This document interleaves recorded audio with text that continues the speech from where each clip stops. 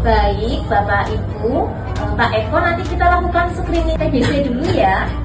Nanti ada beberapa pertanyaan yang harus dijawab sama Pak Eko ya Pak ya.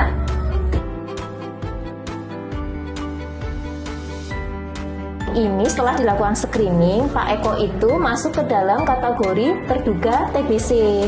Jadi nanti ada pemeriksaan lebih lanjut di puskesmas. Nah, untuk pemeriksaan di sini kita ambil sampel dahaknya dulu ya dari sini. Baru setelah itu dahaknya kami kirim ke puskesmas untuk diperiksa laborat lebih lanjut, nggih. Nah, dari temen mak, pokoknya isolasi primen mak. Ora lah, kowe tuh lihat film pak lah, kayak cuman pemeriksaan biasa lah, tenang bae, orang apa.